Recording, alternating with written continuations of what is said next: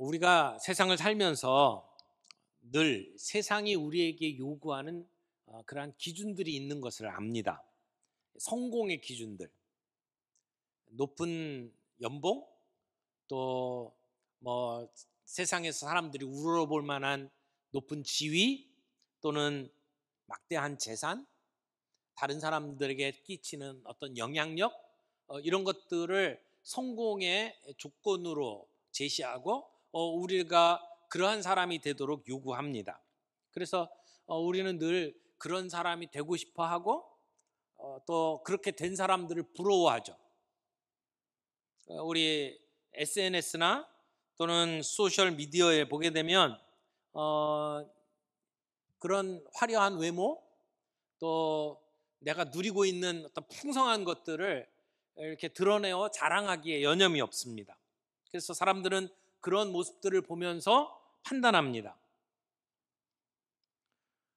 세상이 요구하는 그런 기준에 맞춰서 우리가 끊임없이 나를 증명하려고 애를 쓰지만, 그렇게 애를 쓰면 쓸수록 우리의 영혼은 더 불안해지고 또 무기력감을 느낍니다.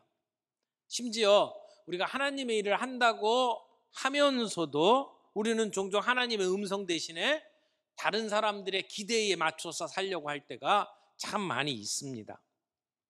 근데 사실 이 길은 사울이 걸어갔던 길 아닙니까? 근데 오늘 본문은 우리에게 질문을 합니다. 하나님은 무엇을 기준으로 삼고 계시나?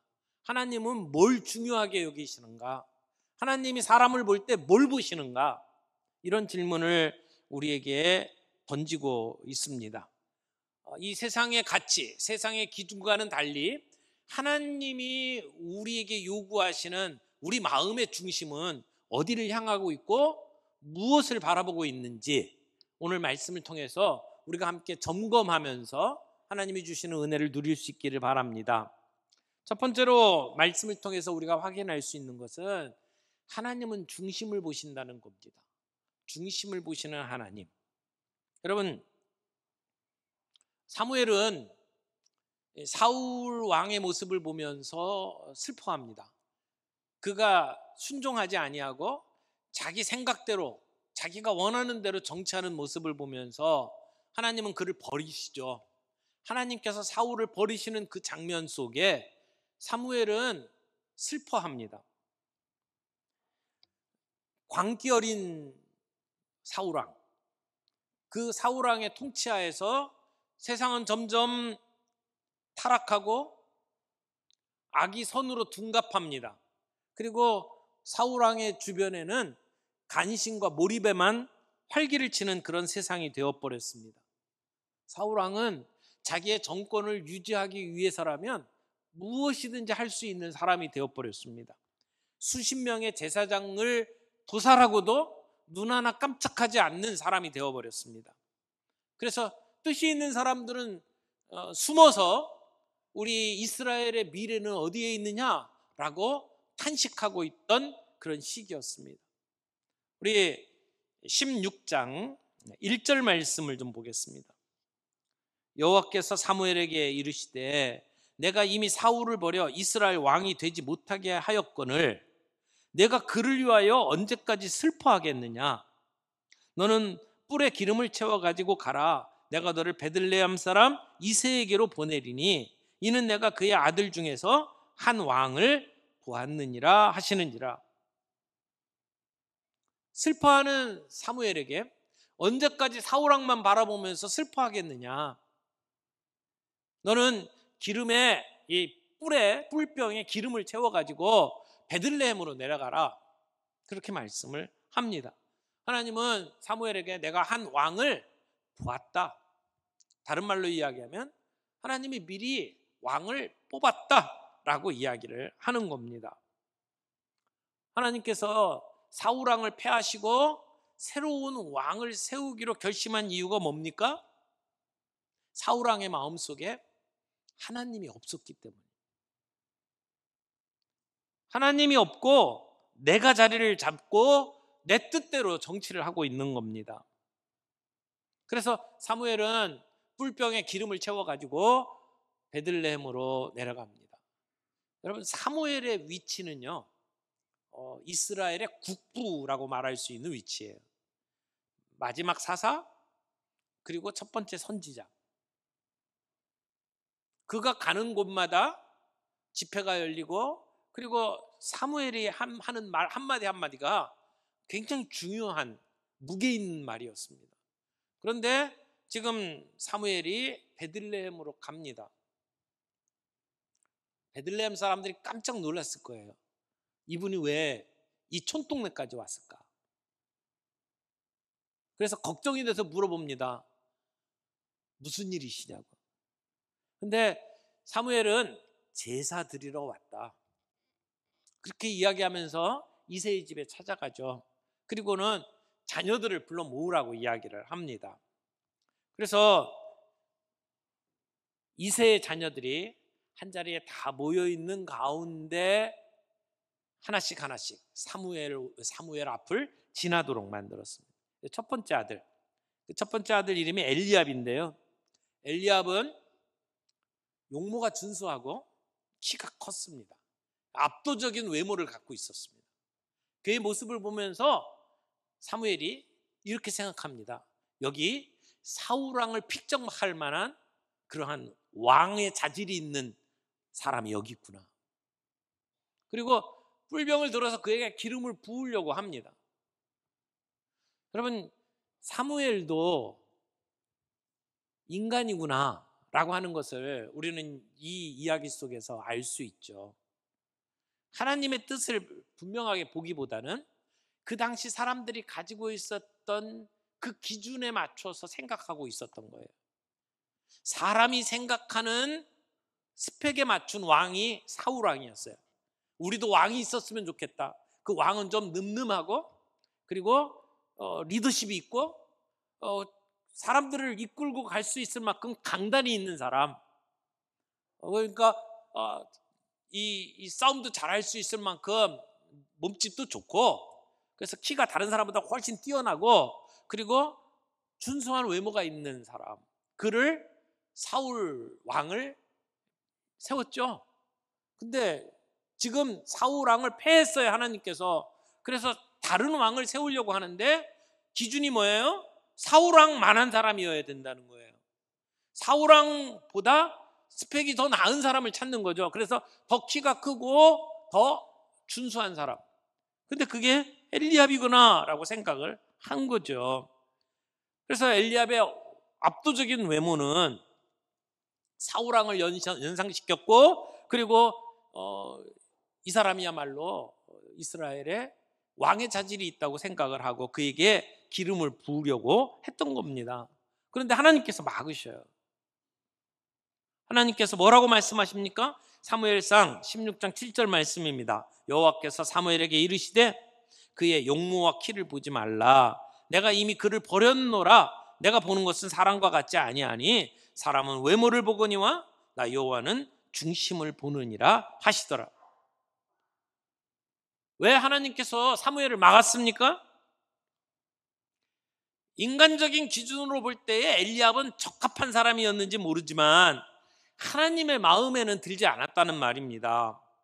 멋진 외모, 다른 사람들보다 훨씬 더 큰 키, 그런 능력, 그런 스펙에 맞춰서 왕을 세워서는 안 된다는 겁니다. 인간적인 기준을 하나님은 거부하신 겁니다. 그래서 사람들은 외모를 보거니와, 사람들이라면 다 외모 봅니다.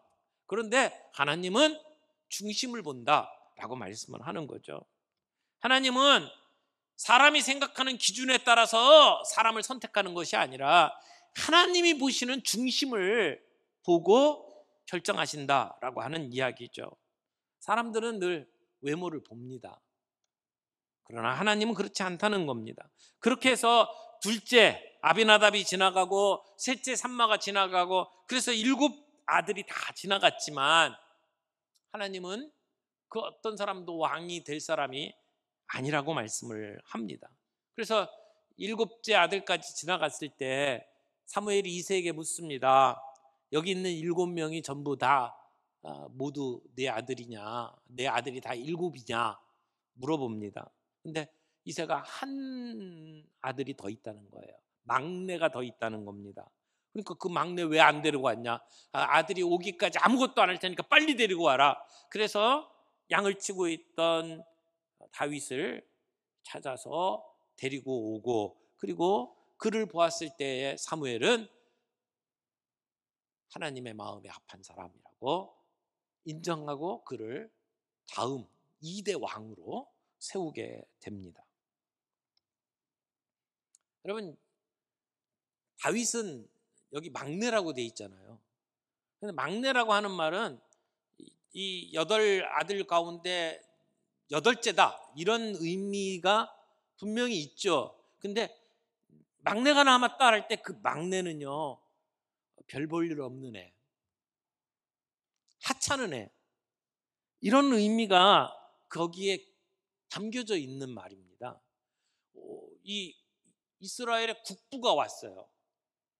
대단한 인물이 온 겁니다. 그것도 자기 집에 찾아온 거예요. 무슨 그 예배드리는 장소, 다른 어떤 공적인 장소에 온 게 아니고 우리 집에 찾아온 거예요. 그리고는 자녀들과 함께 제사 드리자라고 이야기를 하는데 아들은 다 모았어요. 근데 다윗만큼은 안 불렀어요. 그만큼 다윗은 집안에서 소외당하고 있었던 존재였습니다. 그래서 어떤 분들은 이 본문을 해석을 하면서 다윗은 친아들이 아니었다 이렇게 해석을 하는 분도 있어요. 그러니까 나머지 그 적자는 다 참석을 했는데 다윗은 서자였기 때문에 그 자리에 참석 못했다라고 해석을 하기도 합니다. 근데 명확하지 않아요, 성경에서는. 근데 이 막내라고 이야기하면서 온 가족이 함께 모여서 제사 드리는데 그를 빼놨다라는 얘기는 정말 하찮은 존재로 생각을 했다는 얘기죠. 그런데 하나님께서는 그런 다윗을 주목해 보셨습니다. 다윗은 고단한 목동의 일을 하면서도 그 가운데 늘 하나님과 동행했고, 그리고 하나님을 찬양하는 삶을 살았어요. 그가 했던 그 고백들은 지금 우리가 읽고 있는 시편 속에 그대로 담겨서 전달되고 있습니다. 사람들의 눈에 보일 때는 초라한 존재, 하찮은 존재, 겨자씨와 같은 존재일지 모르지만 하나님은 그런 사람의 중심을 보시고 그를 이스라엘의 왕으로 예선하셨다는 겁니다. 하나님 나라의 주인공은 화려한 스펙을 자랑하고 훌륭한 외모를 갖춘 자들이 아니라는 얘기입니다. 피곤하고 어려운 삶을 살고 내세울 곳이 없는 사람이라 할지라도 그 마음이 하나님과 함께하는 자들, 하나님은 그를 들어서 사용하신다는 겁니다. 내가 내 인생을 볼 때에 중요하게 보이지 않고 하찮은 존재처럼 여겨진다 할지라도 우리의 중심이 하나님을 향해 있다면 하나님은 그 중심을 보시고 우리를 귀하게 여기신다고 믿습니다. 이 문제는 하나님이 보시는 것이 우리의 마음이라는 거죠. 하나님이 우리를 볼 때에 우리의 마음, 우리의 마음의 왕좌에 누가 앉아 있느냐를 보신다는 겁니다. 마음의 중심을 보신다는 거죠. 여러분의 마음은 무엇을 향해 있습니까? 여러분의 마음의 왕좌에는 누가 앉아 있습니까?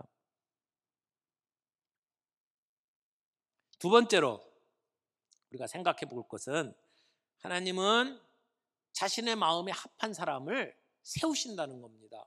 하나님의 마음에 합한 사람, 다윗의 모습을 우리가 좀 살펴볼 필요가 있습니다.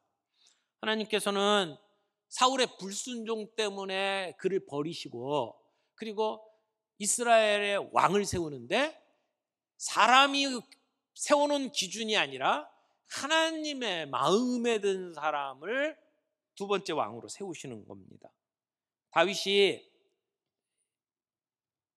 들에서 양을 치다가 갑자기 부름을 받고 제사 자리에 참여했을 때에 하나님께서는 사무엘에게 일어나서 그에게 기름을 부으라고 명령하셨습니다. 그래서 사무엘은 형제들이 보는 앞에서 그의 머리에 기름을 부었어요. 그 기름 부음을 받은 이후에 다윗의 삶은 여호와의 영에 크게 감동되었다고 이야기를 합니다. 여호와의 영에 크게 감동되었다. 성령의 능력에 사로잡혀 살아가게 되었다라고 하는 것이죠. 그가 앞으로 왕으로서 그 모든 임무를 수행할 때에 하나님의 임재가 함께 하시고 하나님의 능력이 그와 함께 할 것을 증거하는 것입니다. 그런데 왜 하나님은 다윗을 선택했을까요? 다윗의 중심을 보셨다는 겁니다. 사도행전은 이렇게 설명합니다. 사도행전 13장 22절 말씀입니다. 패하시고, 누구를 패했다는 거예요? 사울을 패하시고 다윗을 왕으로 세우시고 증언하여 이르시되 내가 이새의 아들 다윗을 만나니 내 마음에 맞는 사람이라. 내 마음에 맞는 사람이라. 내 마음에 합한 사람이라. 내 뜻을 다 이루리라 하시더니, 여기 하나님의 마음에 합한 사람, 하나님의 마음에 맞는 사람, 이 무슨 의미예요? 그가 도덕적으로 완벽하다는 이야기가 아니에요. 여러분, 다윗이 완벽한 인생을 살았습니까? 그는 우리와 똑같은 존재였습니다. 실수하고 실패하고 그랬던 삶을 살았습니다. 그가 거짓말을 했고, 그는 간음죄를 지었고, 그 간음죄를 덮기 위해서 우리아를 죽이는 살인죄까지 더했습니다. 많은 실패를 했고 실수를 했습니다. 그래서 그의 인생 후반부는 참 힘들고 어려운 일들을 많이 겪었죠. 자기 아들이 왕권을 찬탈하고, 그래서 왕궁에서 신발도 못 신고, 그리고 쫓겨나야 했던 힘든 삶을 살았던 사람입니다. 다윗은 실패했습니다. 넘어졌습니다. 그런데 차이가 있어요. 사울왕과 다윗왕의 차이가 뭡니까? 다윗은 회개할 줄 알았다는 거예요. 하나님 앞에 무릎을 꿇고 항복할 줄 알았다는 겁니다. 성경은 위인전이 아닙니다. 많은 위인전들을 읽게 되면 사람을 이렇게 미화시키죠. 왕이 태어났다 그러면 이 왕은 태어날 때부터 뭔가 다른 것처럼 기술을 합니다. 그래서 무슨 알에서 깨어난 왕 뭐 이렇게 소개를 하잖아요. 근데 성경은 이스라엘 나라의 가장 위대한 왕 다윗의 이야기를 쓰면서 다윗의 치부를 가리지 않습니다. 그가 저질렀던 죄를 그대로 다 노출시킵니다. 있는 모습 그대로를 다 보여줍니다. 그러나 그 속에서 다윗은 회개하는 모습, 하나님의 영광을 위해서라면 정말 열정을 다해서 살아가는 삶이었습니다마는 실패하고 넘어졌을 때 그는 회개하고 항복하고 주님 앞에 돌아오는 그러한 삶, 이 모습들을 그대로 성경은 우리에게 보여줍니다. 여러분, 하나님의 마음에 합한 사람 다윗의 생애를 우리가 잘 알잖아요. 다윗의 왜 하나님의 마음에 합한 사람이라고 이야기를 할까요? 저는 첫 번째는 하나님의 영광을 위해서 불같이 살았던 사람이라고 생각을 합니다. 그의 마음속에 하나님이 모독당하는 걸 참을 수 없는 분노를 갖고 있었어요. 골리앗이 하나님의 이름을 망령되이 부르고 이스라엘 백성들을 모독할 때에 사울왕은 숨어 있었지만 다윗은 분노했습니다. 그리고 골리앗과 싸우기 위해서 전쟁터에 나갔어요. 하나님의 이름을 위한 열심을 가지고 있었던 사람, 이게 그의 마음의 중심에 하나님이 있었다는 이야기죠. 그런가 하면 다윗은 겸손했어요. 그리고 하나님의 주권을 인정하는 사람이었어요. 사울왕이 자기를 죽이기 위해서 얼마나 핍박을 했습니까? 그런데 사울왕을 죽일 수 있는 기회가 있지만 다윗은 자기 손으로 사울왕을 죽이지 않았어요. 하나님이 다스릴 거라고 믿었어요. 그러니까 하나님이 하실 것을 믿고 자기의 손으로 그를 죽이지 않았다는 말이에요. 하나님이 기름 부어 세운 왕을 내가 죽일 수 없다. 그래서 그를 죽이지 않습니다. 보복을 거부합니다. 심지어 자기 아들 압살롬에게 쫓겨갈 때에도 시므이가 하찮은 존재가 다윗 왕을 저주하면서 돌을 던졌어요. 그럼에도 불구하고 다윗은 이런 상황에서 그가 그렇게 할 수 있었던 것 하나님이 허용했기 때문이라고 생각을 합니다. 그리고 그에게 보복하지 않습니다. 다윗이 마음 중심에 하나님의 주권을 믿고 따랐기 때문에 겸손한 삶을, 온유한 삶을 살 수 있었다고 생각을 합니다. 무엇보다도 그는 철저한 회개의 사람이었습니다. 그가 잘못했다고 생각할 때, 죄를 짓고 잘못된 것이 확인되었을 때 그는 도망가지 않았습니다. 무릎을 꿇었습니다. 분명한 것은 하나님이 완전한 사람을 사용하는 것이 아니라 회개하며 은혜에 목마른 사람들을 사용하신다는 겁니다. 다윗이 선택받은 것은 그가 완벽했기 때문이 아닙니다. 겸손히 하나님을 의지하는 사람이었기 때문에 하나님의 도구로 쓰임받을 수 있었다는 것이죠. 여러분, 사람이 세운 왕과 하나님이 세운 왕의 차이점을 잘 살펴보세요. 사람들이 갖고 있는 기준에 맞춘 왕과 하나님이 보시는, 중심을 보시는 하나님이 하나님의 마음에 합한 자로 세운 다윗의 모습을 비교해 보세요. 사울은 겉으로 볼 때는 왕으로서 손색이 없었던 사람입니다. 그러나 문제는 그의 마음에 하나님이 없었다는 것이죠. 사람의 눈에는 적합했는지 모르지만 하나님께는 맞지 않았습니다. 반면에 다윗은 사람의 눈에는 부족했어요. 그러나 하나님이 보시기에는 마음에 합한 왕이었습니다. 그래서 하나님은 하나님의 마음에 합한 다윗을 세우시고 하나님의 뜻을 이루어 가시는 겁니다. 사랑하는 성도 여러분, 오늘 우리가 이 땅을 살아가면서 그렇게 하나님의 마음에 합한 자가 되기를 바랍니다. 이 세상의 기준을 내려놓고 하나님의 마음에 합한 자로 살아갈 수 있는 저와 여러분들이 되기를 바랍니다. 세 번째, 이 이야기 속에서 우리가 하나 더 보고 싶은 것은 하나님의 마음에 합한 자의 완벽한 모습은 사실은 다윗이 아닙니다.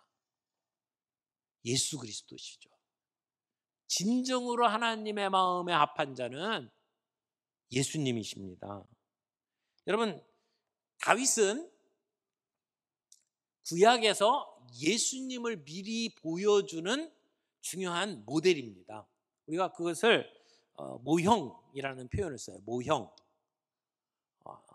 예수님의 모형. 성경에는 구약 성경에 예수님의 모형으로 여러 사람이 나옵니다. 요셉도 예수님의 모형 중에 하나고요. 그리고 가장 중요한 인물이 다윗입니다. 다윗의 이야기는 사실은 앞으로 이 땅에 오실 예수님을 미리 보여주는 이야기다, 이렇게 말할 수 있습니다. 그래서 다윗이 예수 그리스도의 모형이라고 이야기를 하는 거예요. 또 다른 말로는 예표라는 말을 사용하기도 합니다. 그런데 다윗은 이 하나님으로부터 언약을 받죠. 우리가 그걸 다윗 언약이라고 하는데, 뭐라고 다윗이 언약을 받습니까? 내 후손을 통해서 영원하고 견고한 나라를 이룰 것이다 라고 하는 언약을 받습니다. 그래서 다윗의 아들 솔로몬, 그 이후로 왕권이 이어지죠. 그러나 그 다윗 왕국은 영원한 나라는 아닙니다. 결국 586년 바벨론에 의해서 망하는 나라입니다. 나라는 없어져 버립니다. 영원한 나라가 아니죠. 영원한 나라는 누구를 통해서 완성됩니까? 다윗의 후손 예수 그리스도를 통해서 완성되죠. 그래서 하나님께서 다윗에게 주셨던 언약이 누구를 통해서 완성되냐? 다윗의 후손 예수 그리스도. 그래서 예수님을 소개할 때에 우리는 다윗의 자손이라는 표현을 쓰는 것이죠. 여러분, 다윗은 완벽한 사람이 아니었습니다. 하나님께서는 다윗을 통해서 앞으로 완벽한 하나님의 마음에 완전하게 합한 인물을 미리 내다보도록 만들었던 것이죠. 여러분, 다윗과 예수님을 한번 비교해 보면 유사점이 참 많습니다. 지금 오늘 본문에서 다윗이 기름 부음을 받죠. 왕으로 기름 부음을 받죠. 그러니까 이스라엘 나라에서는 왕을 세우든지 제사장을 세우든지 선지자를 세울 때에는 머리에 기름을 부었습니다. 그래서 지금 사무엘이 가서 다윗의 머리에 기름을 부었잖아요. 기름 부음을 받은 거죠. 그런데 그 뒤로 오시는 예수님을 우리가 뭐라고 그러죠? 예수 그리스도. 어떤 분들은 예수가 성이고 그리스도가 이름인 줄 아는 분들이 있는데, 예수라고 하는 것이 이름이고 그리스도는 직책이에요. 직분. 예수님이 어떤 분이냐? 그리스도시다, 이런 얘기죠. 근데 그리스도라는 말은 헬라어예요. 똑같은 말이 히브리어는 메시아입니다. 그러니까 메시아나 그리스도나 같은 말이에요. 근데 그리스도라는 말의 뜻이 뭐냐면 기름 부음 받은 자라고 하는 뜻이죠. 기름 부음을 받았대요. 예수님은 그런 분으로 오셨어요. 다윗은 왕으로 기름 부음을 받았지만 예수님은 메시아로 기름 부음 받은 자로 이 땅에 오셨습니다. 다윗은 이스라엘의 왕이에요. 이스라엘을 통치했어요. 예수님은 우주의 왕으로서, 교회의 머리로서 이 땅에 오신 분입니다. 다윗은 목동이었습니다. 목동으로서 이스라엘을 다스리는 목자가 되었죠. 예수님은 선한 목자로서 우리의 영혼을 돌보시는 분이십니다. 다윗은 골리앗을 무너뜨리고 이스라엘을 구원한 구원자입니다. 그런데 예수님은 죄와 사망의 권세를 무너뜨리고 우리를 구원하신 구원자로 우리에게 오신 겁니다. 다윗은 고난 가운데에서도 하나님의 뜻에 순종하는 삶을 살았어요. 근데 진정으로 순종하는 삶을 완성시킨 분은 누구예요? 예수 그리스도시죠. 십자가의 고난 속에서도 예수님은 순종하셨습니다. 그리고 우리의 구원을 이루셨습니다. 다윗은 죄를 지었어요. 그 죄 지은 가운데 철저하게 회개하고 돌아오죠. 그러나 예수님은 죄가 없으신 분임에도 불구하고 우리를 구원하기 위해서 십자가에 못 박혀 돌아가셨습니다.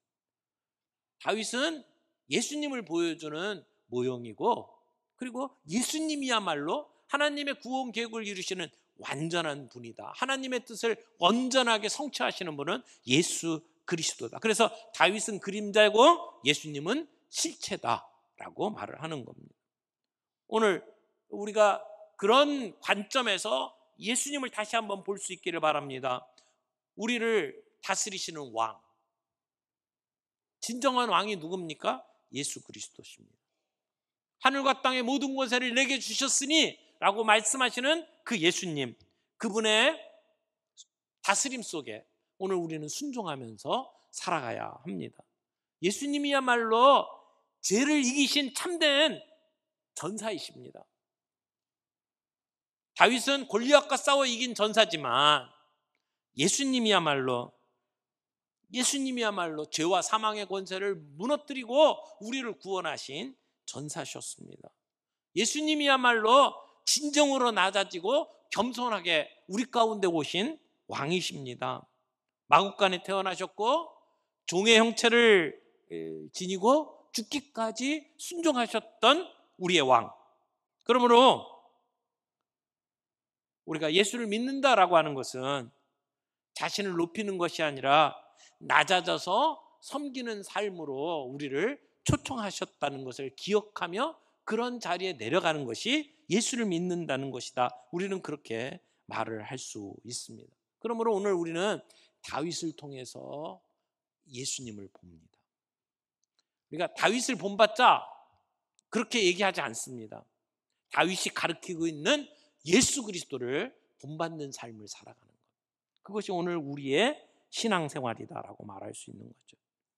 사랑하는 성도 여러분, 다윗이 바라본 그 예수 그리스도, 우리가 그분을 바라보는 것이 신앙의 핵심입니다. 다윗의 삶을 통해서 오늘 우리는 예수 그리스도를 볼 수 있기를 바랍니다. 예수님을 나의 참된 왕으로 모실 수 있기를 바랍니다. 내 인생의 중심 자리를 예수님께 드릴 수 있기를 바랍니다. 중심을 보시는 하나님 앞에 내 마음의 왕자를 예수님께 드릴 수 있는 저와 여러분들이 되기를 바랍니다. 죄와 사망의 권세를 이기신 구원자로 오늘 그 주님을 신뢰할 수 있기를 바랍니다. 예수님처럼 낮아져서 순종하는 삶을 살아가는 우리가 되기를 바랍니다. 우리가 때때로 실패하더라도 거기에 주저앉는 것이 아니라 더 주님께 회개하며 가까이 나아갈 수 있는 우리가 되기를 바랍니다. 오늘 우리는 어떤 기준에 맞춰 살아갑니까? 다른 사람들이 바라보는 시선 때문에 우리의 인생을 살아가지 않길 바랍니다. 중심을 보시는 그 하나님 앞에서 우리의 마음의 왕자를 주님께 드리고 그분의 다스림 속에 순종하며 살아가는 저와 여러분들이 되기를 바랍니다. 하나님은 외모를 보시지 않고 중심을 보십니다. 오늘도 주님은 다윗과 같은 사람을 찾고 계십니다. 오늘 우리들이 주님 앞에 그렇게 우리의 중심을 보시는 하나님 앞에 우리의 마음의 왕자를 온전히 내어드리고 그분을 왕으로 섬기고 그분 앞에 순종하며 살아가는 저와 여러분들이 되기를 바랍니다.